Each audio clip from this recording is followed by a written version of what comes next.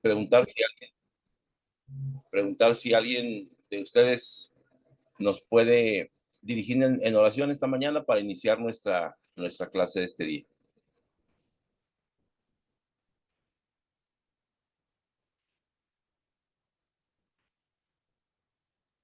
¿Puedo, pastor? Adelante. Padre nuestro que estás en los cielos, gracias te damos por un día más, por todas las bendiciones recibidas. Gracias, Señor, por darnos la oportunidad de seguir estudiando la historia de la iglesia. Te pedimos, Señor, que tú abras la mente, el corazón de cada alumno, que bendigas al profesor que nos trae la clase y que estés con nosotros, tu Santo Espíritu, nos ayudes a seguir adelante. Todo le pedimos con el perdón de nuestros pecados, en nombre de tu Hijo amado Jesús. Amén. Amén. Bien, pues nuevamente saludarles, preguntarles si hasta este momento hay alguna duda, algo que resaltar antes de iniciar la clase. Y si no pueden abrir su cámara, está perfecto, pero regálenme una respuesta ahí en el chat para saber que están presentes y que vamos juntos en la lección de esta mañana. No sé si alguien quisiera hacer un comentario abriendo su cámara, su micrófono, o solamente su micrófono, participarnos o regalarnos un comentario ahí en el chat al respecto de lo que llevamos desde la primera clase hasta este momento, como un pequeño recordatorio para poder retomar el hilo de donde nos quedamos. Sí, una duda tengo yo Adelante. acerca acerca de la doctrina eh, que dice la doctrina del Nuevo Testamento sería la salvación, santificación, curación divina y segunda venida de Cristo. O sea que la verdadera doctrina dice ejercer la fe en Jesucristo, en su expiación, arrepentirse, bautizarse y recibir el Espíritu Santo. ¿Sería esto, no es cierto, lo que es doctrina en el Nuevo Testamento? Además de la otra que sigue, ¿no es cierto? Sí, Ana Doris, gracias. Entendiendo doctrina como la enseñanza que es heredada, ¿verdad? Porque en muchas ocasiones a lo largo de la historia se ha tergiversado el nombre de la palabra, o bueno, el significado de la palabra doctrina, y le hemos dado un mayor significante, lo hemos llevado al grado de dogma. No lo hemos dejado como en enseñanza, ¿no? Sino lo hemos llevado al grado de dogma.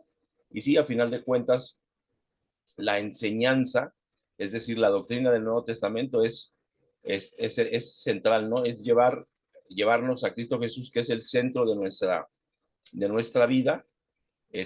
La meta el Padre, que vendría siendo la salvación, y como bien decías en tu oración, con la compañía del Espíritu Santo, ¿no? Entonces, entender que nuestra enseñanza está basada en Cristo Jesús, es decir, que es cristocéntrica, y que bueno, está basada precisamente en esto, ¿no? En justificación, en salvación y además en la inclusión, ¿no? Porque no necesitamos ser judíos o griegos, hoy necesitamos aceptar a Cristo Jesús y nosotros estamos incluidos dentro de esta salvación. No sé si haya alguien más que nos quiera hacer un aporte, una pequeña introducción para continuar con nuestra clase de esta mañana.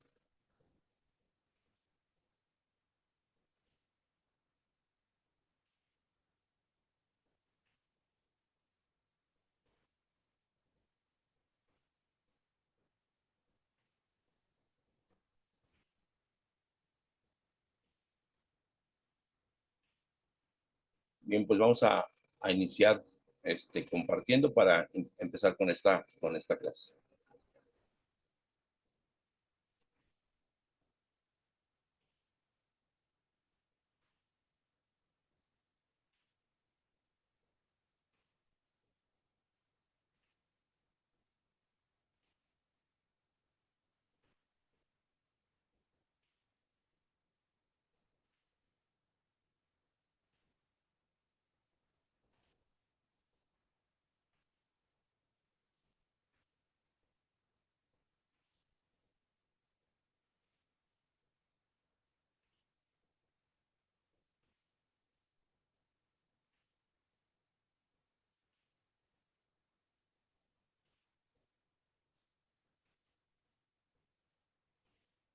Bien, pues hoy en clase vamos a continuar con la historia de la iglesia, recordando que hemos visto ya en clases pasadas los primeros tres periodos. Estamos en el último periodo, estamos entre la Reforma y la época moderna. Hemos visto la patrística, que son los primeros padres o los padres de la iglesia. Después hemos visto la Edad Media y hemos visto el tiempo de la Reforma, y ahorita ya estamos más adentrados en lo que vienen siendo los reformadores. Recordemos que los anabaptistas han tomado la doctrina o han tomado las creencias de que a la gente se le tiene que bautizar o rebautizar siendo adultos, porque para ese tiempo ya habían sido bautizados desde pequeños, y la otra, que ellos son observadores del sábado, ¿no? Y esto les costó persecución, les costó haber sido excluidos de ciertos países, y no solamente eso, sino además también les, les tocó ser perseguidos, ¿no? Entonces, para el día de hoy vamos a mirar los primeros sabatarios. Recordemos nosotros que el mandamiento genesiano dice, 6 días trabajarás y harás toda tu obra, más el séptimo día será reposo para Jehová tu Dios. Y digo genesiano porque aunque se emitió y la vigencia empezó en tiempo del Éxodo, toda la fundamentación de este día sábado viene desde el tiempo del Génesis, ¿no? Cuando el Señor hace en 6 días toda su creación y descansa el séptimo día, y recordarles solamente que esto no tiene que ver nada con un pueblo, sino tiene que ver con una observación para el cosmos, es decir, para el orden, para todo el mundo que en ese momento existía, y no había judío ni griego, no había iraquí, no había iraní, no había nada. Era, tenía una fundamentación original basada simple y sencillamente en el orden, porque eso es cosmos, ¿no? Y en ese momento el cosmos estaba terminado, y para empezarlo y para hacerlo más preciso, estábamos hablando de los inicios de la creación, ¿no? De Adán y Eva, y los primeros habitantes, o los primeros que empezaban a tener relación con esto, y de ahí está fundamentado, ¿no? Entonces vamos a hablar de los avatarios, de los reformadores, y vamos a ver un poco de nuestra doctrina. ¿Alguien quisiera recordarme si tuviera algún nombre de quiénes son los reformadores?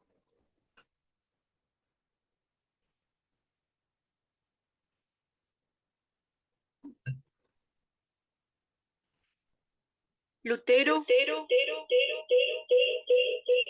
Calvino, Ajá. y ahora no me acuerdo otro. Zwinglio, pero está bien, Lutero, Calvino, Zwinglio.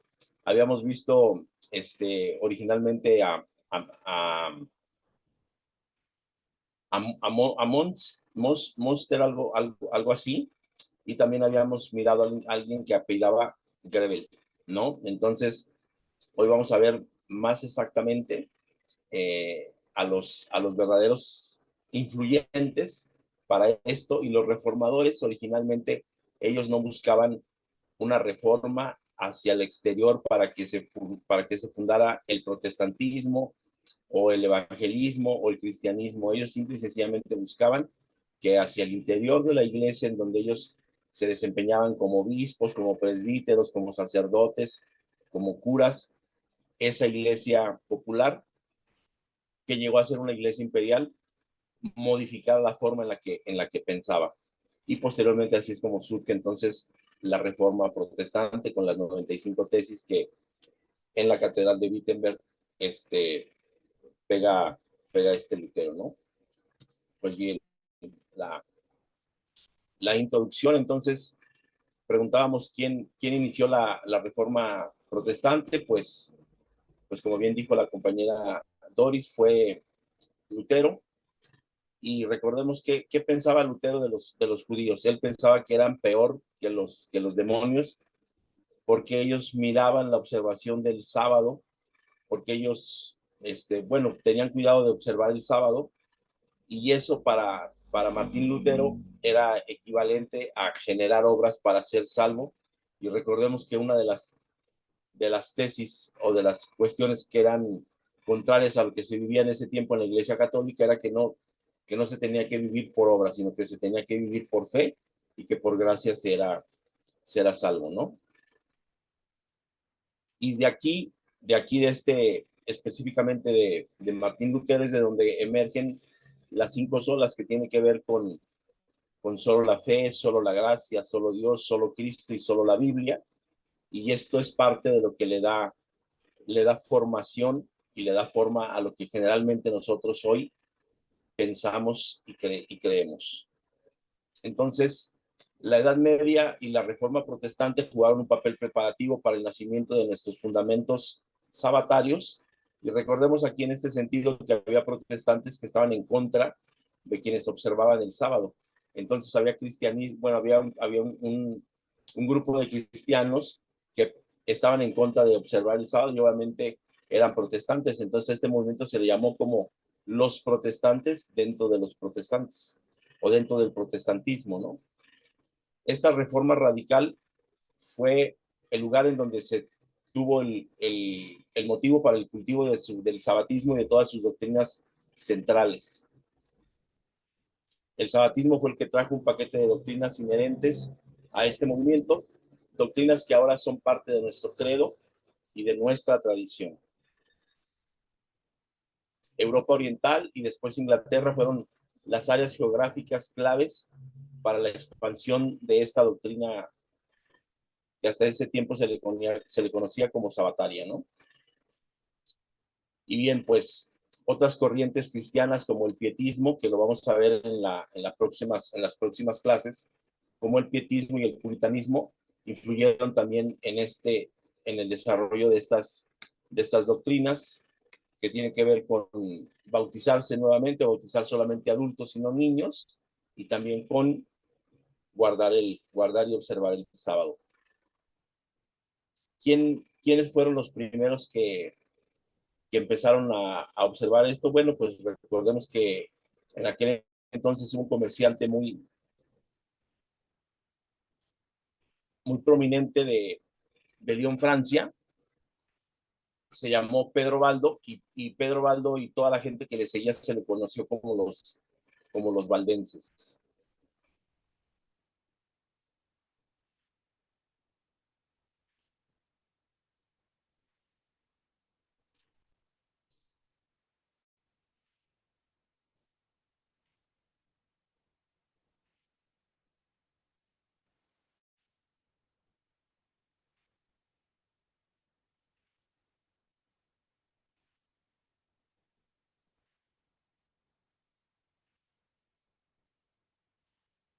Bueno, aquí tenemos un mapa donde se entiende y podemos ver que nace el sabatismo. Pedro Baldo es originalmente de Lyon, Francia, más o menos esta parte de por aquí. Y esta parte muy amarilla y los puntos negros y los puntos rojos es en donde había habitantes valdenses para, para el tiempo de los del siglo XII, por ahí así, ¿no? Y bueno, este movimiento surgió después de que Pedro Baldo de León hubiera escuchado la parábola del joven rico. Pedro Baldo era un prominente comerciante de aquella zona, y después de haber escuchado la parábola del joven rico, él se siente y se mira confrontado, y entonces va y reparte todos sus bienes y obviamente se deshace de ellos, guarda una parte y empieza a pedir que se le impriman Biblias, y con esas Biblias él empezó a predicar el Evangelio, pero sobre todo ellos se decían como la sana doctrina, ¿no? Este movimiento surge en el siglo XII, precisamente con Pedro Baldo de León, quien al escuchar la parábola del joven rico vende sus propiedades y manda a hacer Biblias y comienza su ministerio guardando el sábado. Los valdenses se proclaman sucesores directos de los cristianos primitivos, quienes durante las persecuciones por parte de los romanos se dispersan por toda Europa, y despuésito de esto es cuando surge la reforma protestante y se unen precisamente a esta reforma, ¿no? Surgen diferentes ramas en el área geográfica que miramos aquí, y cuando se sienten perseguidos ellos, se retiran a los Alpes, ¿no? Y ahí es donde se les conoce a ellos como los Insabati, o quienes guardaban el sábado. Ellos ya empiezan a pensar que el Papa es el anticristo y guardan el sábado. Yo no sé si ustedes en alguna ocasión, en alguna reflexión, en alguna prédica, en algún sermón de la iglesia donde ustedes asisten, han escuchado esto de que el Papa es el anticristo.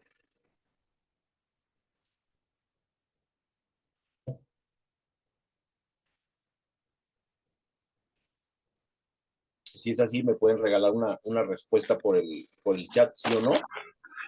Y pueden abrir Yo su sí, micrófono también. Adelante. sí, pastor, yo escuché muchas veces esa prédica porque asistía mucho a la iglesia adventista y ellos tienen como el Papa como un anticristo. Exactamente. ¿Y ustedes qué pensarían? ¿Ellos qué pensaban? Para ellos, quién era el anticristo?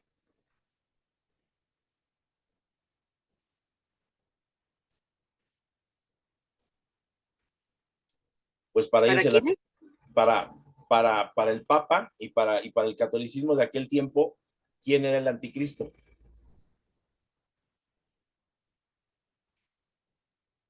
Yo creo que culpaban a los judíos por la muerte de Cristo. No sé si ellos en ese sentido. Exactamente, todo esto que tiene que ver con costumbres judías, y por ejemplo los valdenses, pues también en ese tiempo la iglesia popular, el catolicismo pensaba que el anticristo eran los valdenses, y todos los que se salían de la norma o del canon que ellos habían establecido, y de las costumbres que para ese entonces ya eran muy fuertes. ¿Por qué? Pues porque el imperio ya había hecho suya la religión, y si en este momento el Imperio Romano ya no estaba vigente, es decir, para el siglo XII, pues se había quedado como oficial la Iglesia Católica para todo el orbe, ¿no? Para todo el mundo. Entonces, esta creencia de que el Papa es el anticristo, pues viene desde el siglo XII, y hoy nosotros en ocasiones seguimos pensando y seguimos entendiendo que esto es así. Y si nosotros se lo preguntamos al catolicismo, pues ellos van a decir que la parte contraria son el anticristo, ¿no? Entonces chequen cómo hay ocasiones en los que la doctrina es igual para unos, pero el significado cambia porque perteneces a la parte contraria, porque no estás en la parte adecuada desde el punto de vista de cada, vamos a volverle a llamar como en el principio le mirábamos, de cada cristianismo que se vive, ¿no? Gracias, Doris.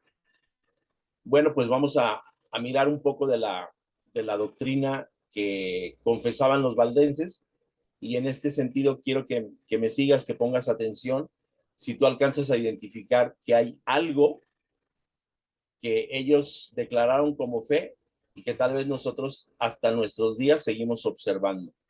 Identifícalo, guárdalo y checa si lo que ellos declararon para aquel entonces era doctrina, y si para nosotros hoy sigue siendo doctrina, o es una herencia de una costumbre, de una tradición. Y vamos a hacer esta diferenciación o esta diferencia entre lo que doctrina es como enseñanza, como herencia sana, o lo que simple y sencillamente nos heredaron como una tradición, y en ocasiones a veces hasta como un rito, ¿no? Bueno, lo primero que ellos creían, dice: creemos y mantenemos firmemente todo lo que está contenido en los 12 artículos del símbolo comúnmente llamado el Credo de los Apóstoles, y consideramos herética, es decir, fuera de lugar, cualquier inconsistencia con los 12 artículos citados. Y aquí vienen, dice: creemos que hay un solo Dios, el Padre, el Hijo y además el Padre, el Hijo y el Espíritu Santo. O sea, este solo Dios está conformado con esto: Padre, Hijo y Espíritu Santo. Reconocemos como escrituras sagradas y canónicas los libros de la Santa Biblia. Y aquí recordemos que Marción había impuesto un pensamiento y él decía que el Dios del Antiguo Testamento era un Dios malo y que el Dios del Nuevo Testamento era un Dios bueno, y él le llamó a la tradición antigua o al pacto antiguo, le llamó Antiguo Testamento, y al pacto nuevo, lo que tenía que ver con los evangelios, le llamó el Nuevo Testamento. Y a pesar de que él era y había sido considerado un hereje y fue expulsado de la iglesia popular de ese tiempo, pues nosotros heredamos eso del Antiguo y del Nuevo Testamento de este personaje herético, ¿no? 4. Los libros arriba mencionados nos enseñan que hay un Dios todopoderoso, ilimitado en sabiduría, infinito en bondad, y quien en su bondad ha hecho todas las cosas, porque él creó a Adán a su misma imagen y semejanza, pero por medio de la enemistad del diablo y su propia desobediencia, Adán cayó. El pecado entró en el mundo y nos volvimos transgresores en y por Adán. Que Cristo ha sido prometido a los padres que recibieron la ley, a fin de que conociesen su pecado por la ley y su injusticia e insuficiencia, pueden desear la venida de Cristo para realizar satisfacción por sus pecados y cumplir la ley por él mismo. Este punto, en todo caso, a mí me parece muy interesante, porque aunque parece muy duro, es empezar a conocer o abrir una ventana muy amplia para que todos nosotros conozcamos lo que es gracia, porque termina diciendo que cumpliremos la ley solamente por él mismo, ¿no? Y Cristo Jesús es lo que vino a hacer por nosotros, interceder por nosotros, porque nosotros en todos nuestros intentos por buscar a Dios, en todos nuestros intentos por agradarle a él, ninguno de nuestros intentos fue, fue, fue certero para lograr esto. Que en el tiempo señalado por el Padre, Cristo nació en un tiempo cuando la iniquidad abundaba para manifestar que no era por razón de bondad alguna de nuestra parte, porque todos éramos pecadores, pero para que Él, quien es verdadero, pudiera mostrar su gracia y misericordia hacia nosotros. Esto habla de la gracia y no de las obras, ¿no? Que Cristo es nuestra vida y verdad y paz y justicia, nuestro pastor y abogado, nuestro sacrificio y sacerdote, quien murió por la salvación de todo aquel que cree y que resucitó para la justificación de ellos. Hoy sería de todos, no solamente de ellos. Y también creemos firmemente que no hay otro mediador o abogado para con Dios, el Padre, sino Jesucristo. Y con respecto a la Virgen María, ella era santa, humilde y llena de gracia, y esto también creemos concerniente a todos los otros santos que están esperando en el cielo la resurrección de sus cuerpos en el día del juicio. Continuamos con la creencia de los valdenses.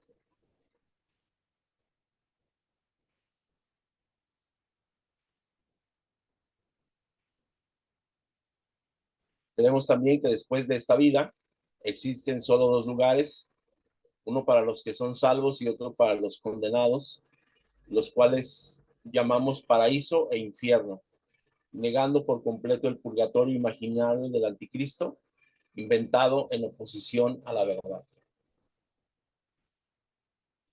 Además, siempre hemos considerado todas las invenciones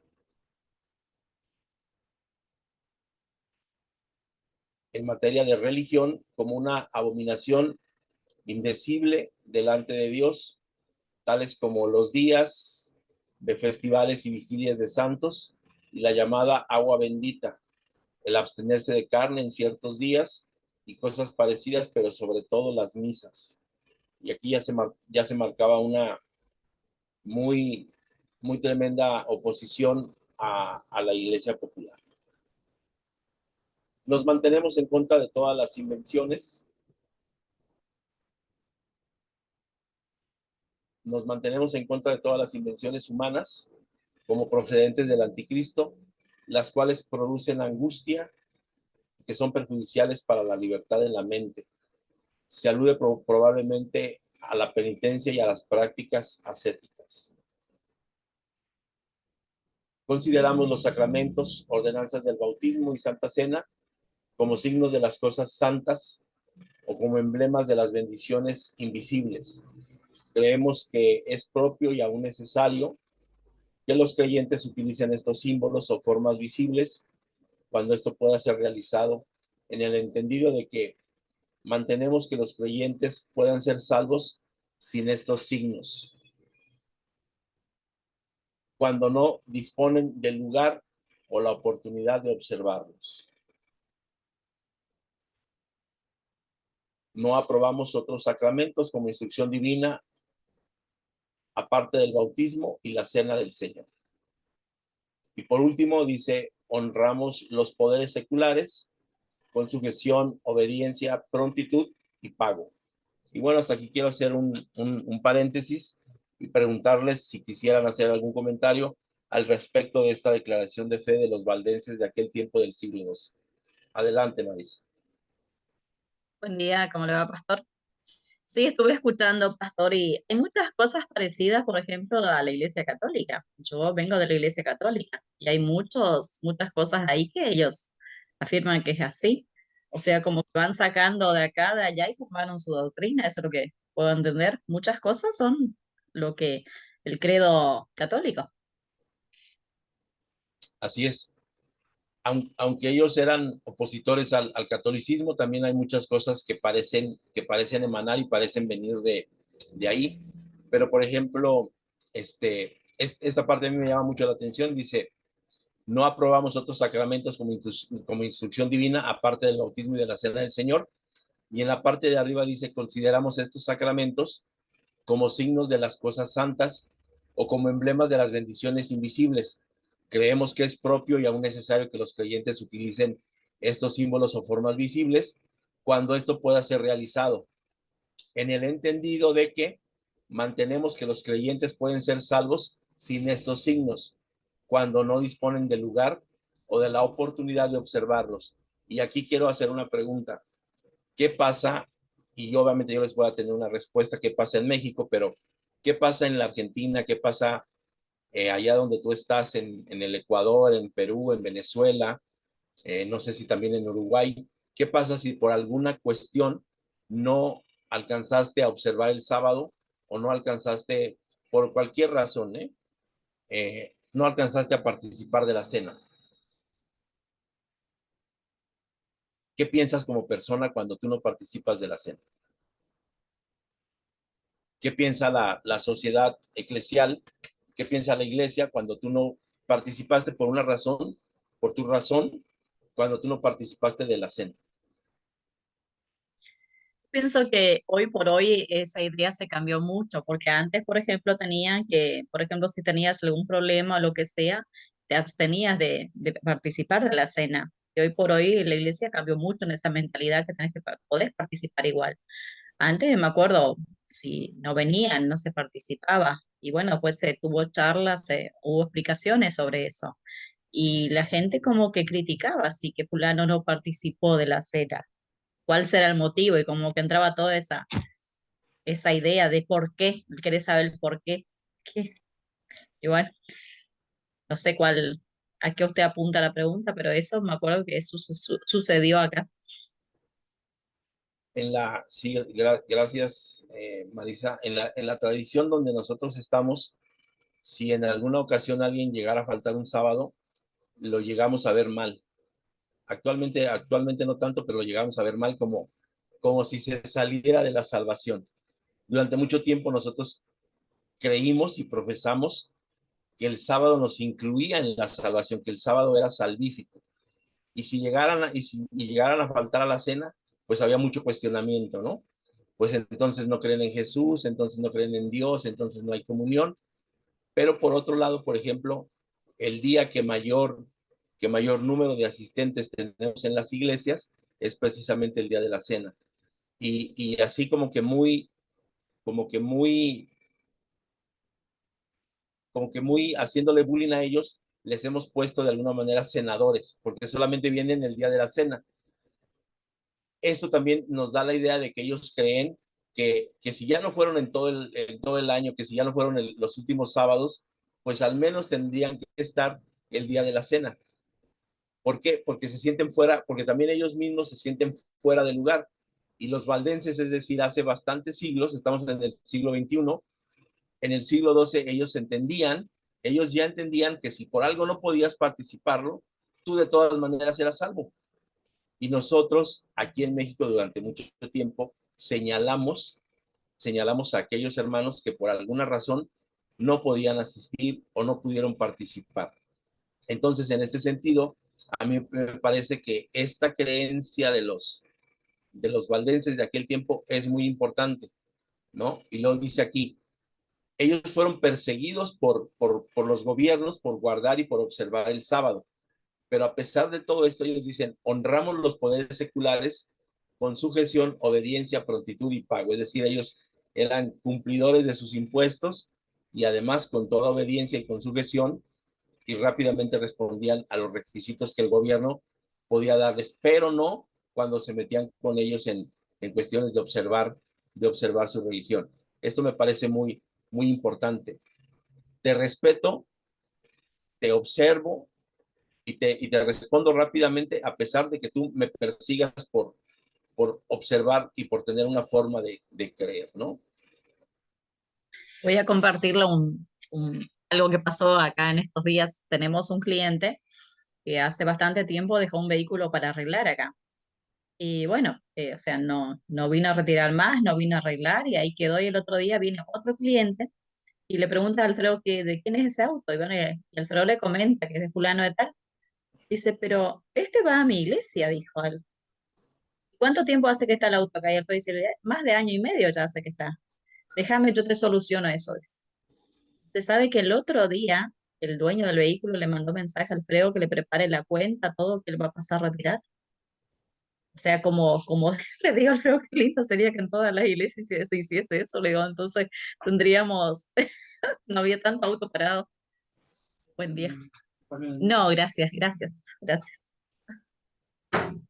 Mira, Justo había llegado un cliente. No, yo digo, ¿cómo tienen, ¿no es cierto? Como hay esa parte de pagar impuestos y que estar al día. O sea, son una iglesia bastante acá reconocidas, de mucho respeto, o sea, y cómo tienen a los miembros, ¿no es cierto? O sea, el liderazgo, o sea, lo instruye, lo guía, o sea, tenés que ser así, ¿cómo vas a estar debiendo? ¿Cómo vas a estar? Y está bueno eso, en parte está bueno, porque yo digo, muchas veces nosotros, como tema de iglesia, no nos metemos con ninguno de nuestros hermanos, cada uno tiene su negocio, cada uno tiene su vida, cada uno tiene sus cosas y no nos metemos, ¿no?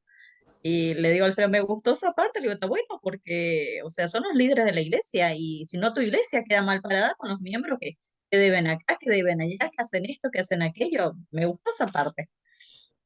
sí, sí que bien, es interesante cómo cuando nosotros nos sentimos parte de una organización, pero sobre todo parte del cuerpo místico de Cristo Jesús, hay momentos en los que los demás no creen y no se dan, bueno, no que no creen, sino no conciben cómo alguien no cumple con sus obligaciones civiles, ¿no?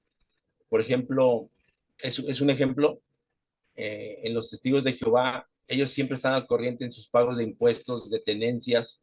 Es decir, aquí en México se paga un impuesto por tener un carro, por poseer un carro.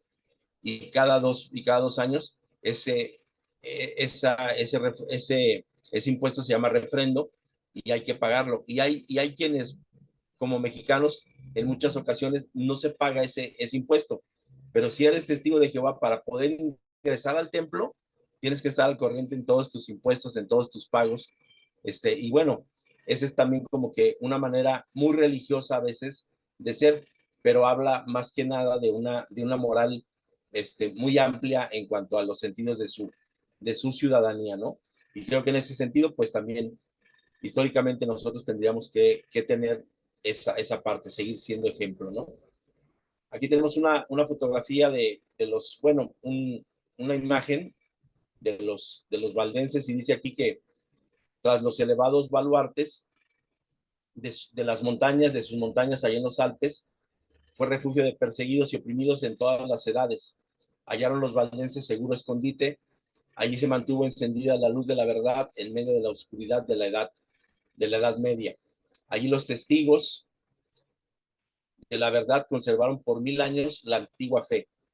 Hemos de recordar que nosotros de manera hablada y de manera escrita, durante la Edad Media no tuvimos un solo vestigio de que alguien guardara el sábado, pero después de la Edad Media sí hubo quien guardara el sábado y tenemos ya registros de los valdenses, pero ellos en el libro del conflicto de los siglos, en el capítulo 63, en el párrafo 2, dicen que desde 1000 años antes ya guardaban la fe antigua, ¿no? Entonces, estos personajes pues tienen algo de historia. Y ahora pues vamos a ver algo que es muy interesante para esta clase y tiene que ver con la fundación del sabatismo. Las mujeres sabatistas. Hubo muchas mujeres guardadoras y observadoras del sábado, sobre todo en Alemania y en Inglaterra. Y esta parte pues vamos a mirar de ellas, ¿no?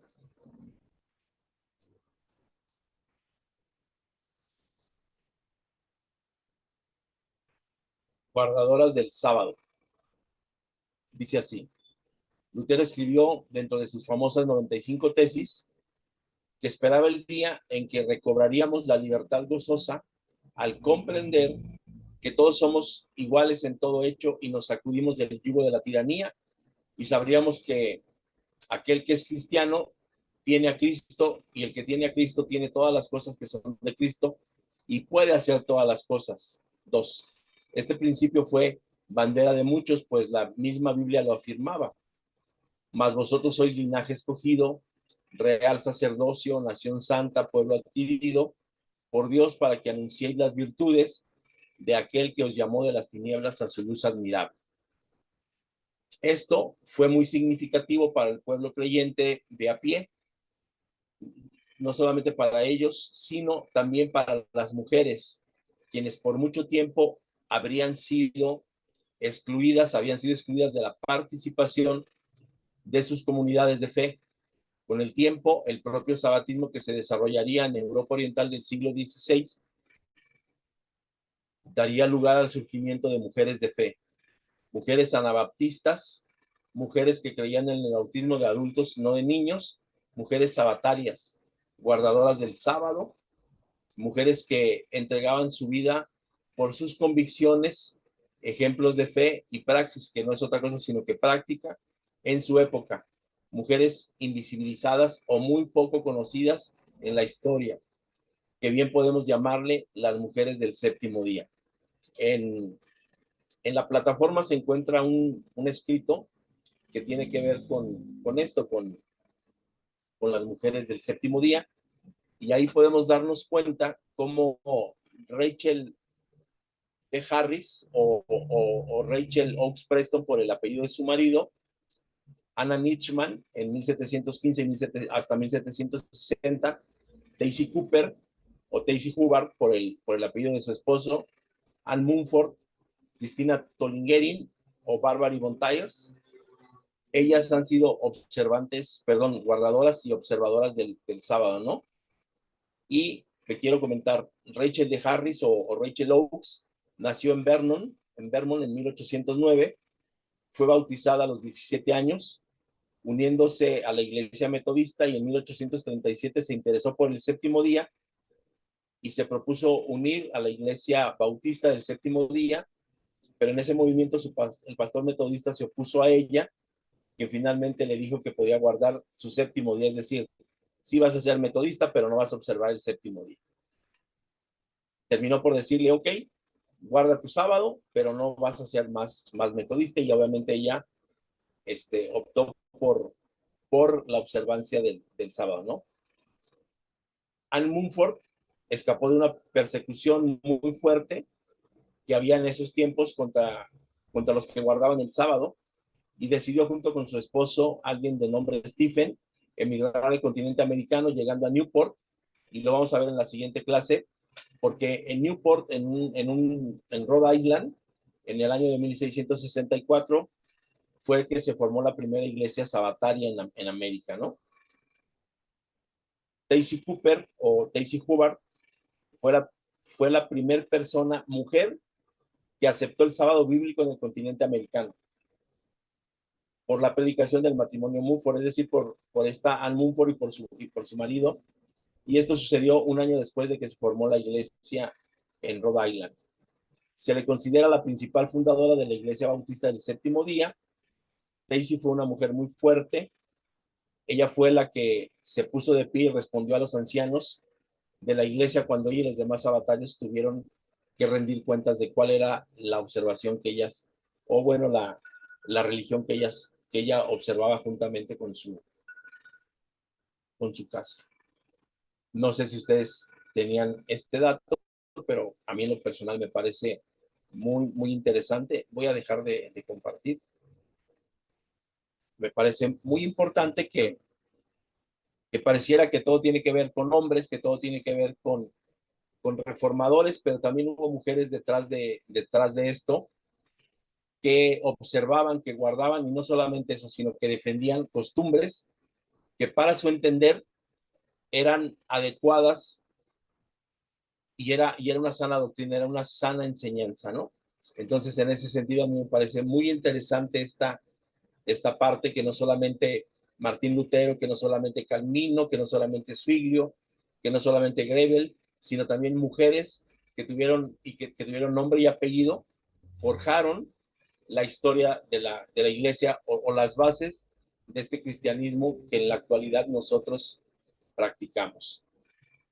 Me gustaría invitarles a un momento de reflexión en el cual pudiéramos entender que no solamente hombres de fe, hombres estudiados, como en su tiempo Clemente de Alejandría, como en su tiempo Filón de Alejandría, como en su tiempo Tertuliano, empezaron a llamarse por primera vez teólogos, y antes de eso, pues ellos que fueron los padres de la iglesia, empezaron a conformar el canon, y cuando conformaban el canon, ellos no estaban pensando en hacer una iglesia protestante, una iglesia bautista, una iglesia anabautista.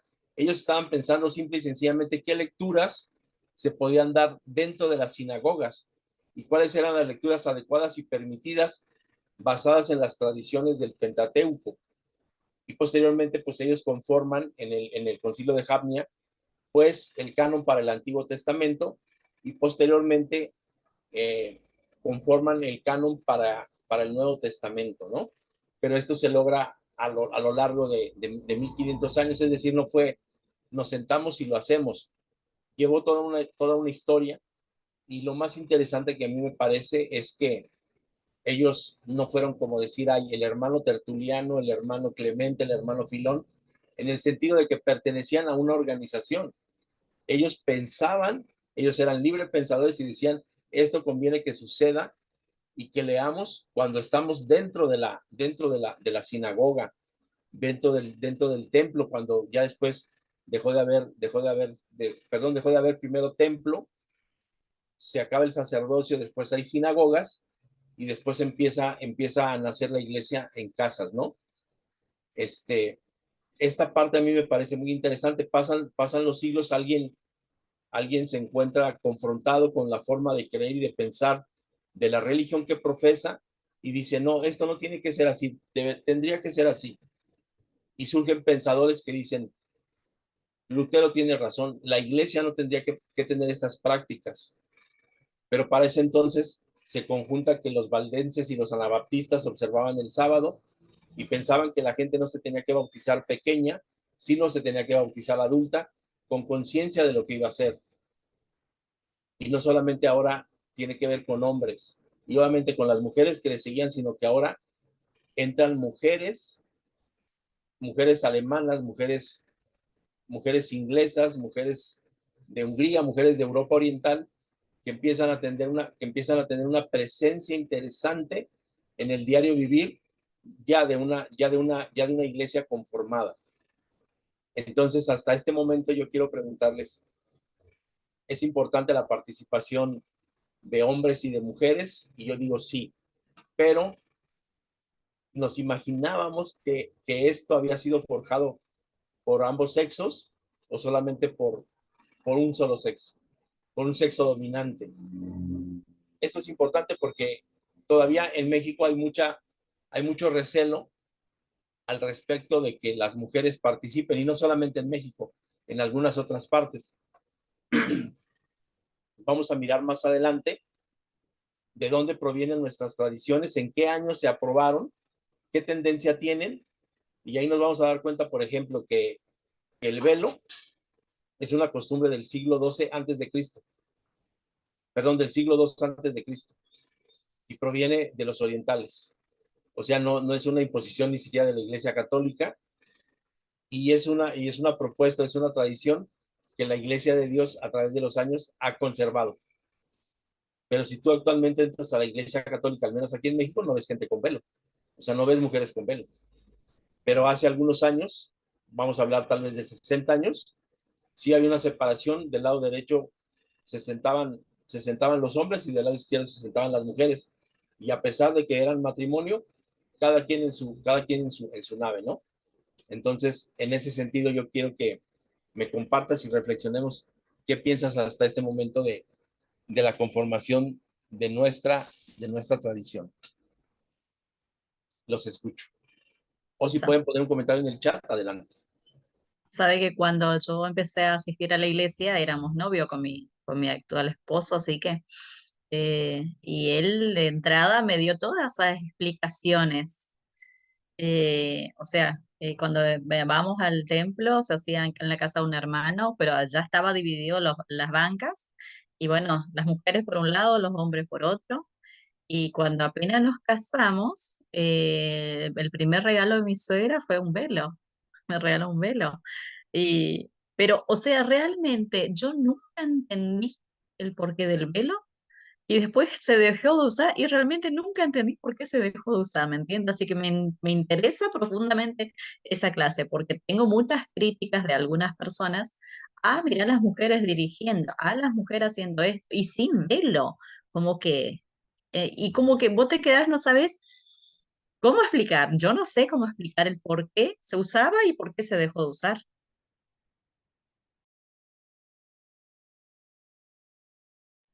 Sí, hay muchas cosas que al principio de la clase lo decíamos, las tenemos por tradición, porque es una costumbre que traemos como lastre, pero no fue algo que entrara como, por ejemplo, lo que mirábamos hace un momento de los valdenses. Los valdenses pensaban y decían si se puede participar o no se puede participar, porque entendemos que hay momentos en los que se puede y en los que no. Entendemos que tampoco hace salvo esto a quien lo practicó o no lo practicó. En ese sentido, nosotros le dimos una dimensión muy grande o muy importante al uso del velo, ¿no? Y tiene que ver con tradición oriental más que con una tradición cristiana o meramente judía. No sé si haya alguien más que quisiera aportar hasta este momento algo al respecto.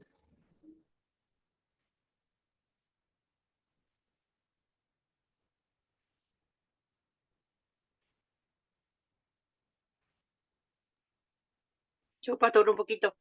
Adelante, El, adelante. el tema del velo ya se superó, acá ya no se usa más, no es obligatorio, pero el hecho de que la mujer se levante al frente, todavía hay muchos que no la aceptan demasiado, que no les gusta porque le ven como algo raro, pero despacito, despacito, con el tema del seminario, muchas mujeres están dirigiendo y están parándose al frente, y bueno, y las personas la están superando, pero despacito. Es exacto, pasa eso todavía también aquí con nosotros en México. Digo, ustedes en ese sentido son más avanzados. Nosotros todavía no, a pesar de que concilios para ese tiempo, 1947, 1955, se les decía santas convocaciones, que no eran otra cosa sino que concilios traer a todos los ministros, a todos los pastores para llegar a acuerdos. Precisamente en 1947, aquí en la ciudad de Guadalajara, se celebró una santa convocación y a esa santa convocación asistieron, por ejemplo, 2 diaconisas.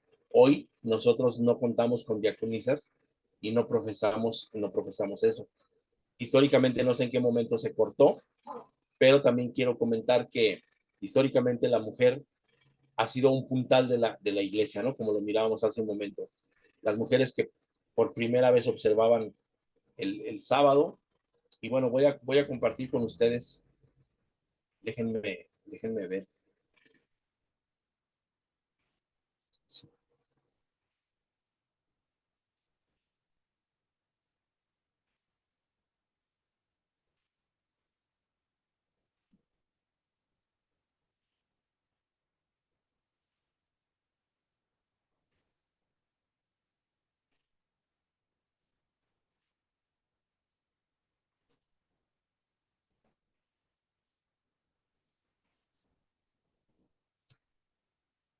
Bueno, ya lo compartí. Ahí está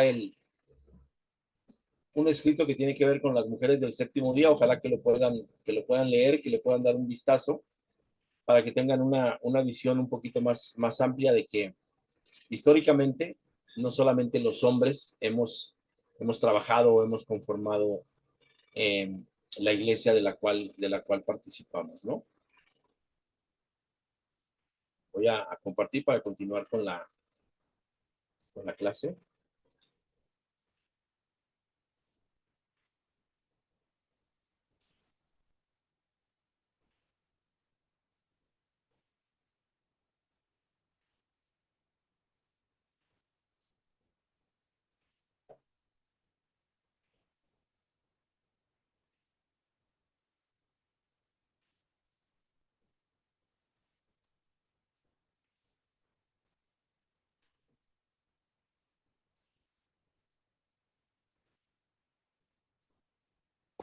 Buen día, disculpe, pastor, quiero hacer una pregunta. Adelante, Alan, adelante, buen día. Con el tema de las Santas Cenas, o sea, todavía está la discusión entre entre la copa y ¿cómo es? Y lo que va adentro. Eso también es que una tradición que también tenemos muy arraigada creo que por una mala comprensión de la palabra. También es que ¿cómo sería eso si realmente es la copa o lo que va adentro? Pues aquí la respuesta tú ya la diste, ¿no?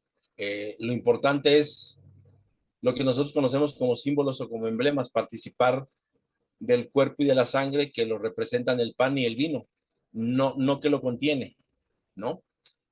En ese sentido, pues la iglesia a veces ha sido muy estricta, una sola copa, y hay veces ha sido muy laxa, una copa para cada uno, ¿no? No sé si es a eso a lo que te refieres, Alan. Sí, sí, porque siempre después de lo que pasó con la pandemia se generó esa discusión bastante importante por el tema de la copa en especial, porque se creía que la copa era el emblema, no lo que va adentro. Esto es, sí, nosotros somos muy, digo, volvemos a la misma cuestión de hace un momento. Nosotros a veces en ese sentido somos muy tradicionalistas y miramos más la tradición eh, que que la forma y sobre todo a qué nos conlleva esto, ¿no? Históricamente, durante mucho tiempo, nosotros nos hemos dado cuenta que hemos cometido errores. Por eso, una de las tareas que nosotros estamos desarrollando y estamos viendo en esta clase es, desde nuestro punto de vista, qué es una herejía.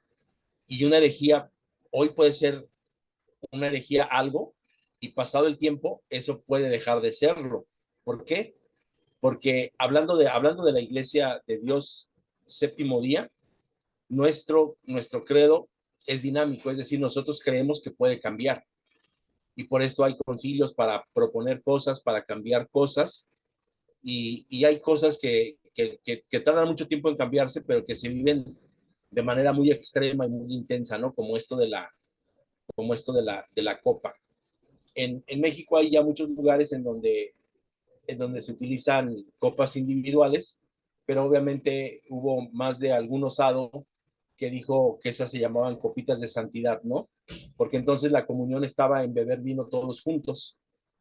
Pero nosotros tenemos al final de cuentas una imagen en donde había una sola copa con esto de la última cena, pero recordemos que Da Vinci no estuvo ahí para tomar una imagen precisa y clara de lo que estaba sucediendo ahí.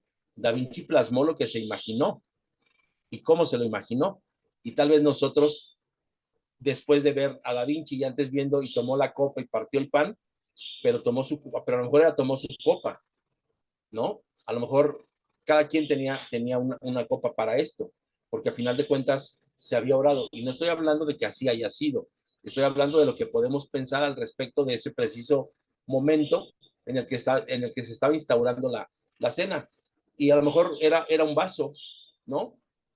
La tradición tal vez hubieran utilizado un vaso de barro, no necesariamente una copa. Entonces aquí es en donde nosotros tendríamos que entender que para interpretar algo tendríamos que acudir a la tradición, a la crítica de las tradiciones. ¿Qué se utilizaba para aquel entonces? ¿En dónde se estaba celebrando este evento? Y sí, también tendríamos que confrontar y que conjuntar que él había mandado preparar un espacio para que se celebrara. Entonces, esto nos da la idea de que había utensilios previamente dispuestos para eso, pero eran utensilios. Y nosotros lo que bendecimos es el emblema, no los objetos que rodean la ceremonia, ¿verdad? No sé si alcancé a dar luz a tu pregunta, Alan.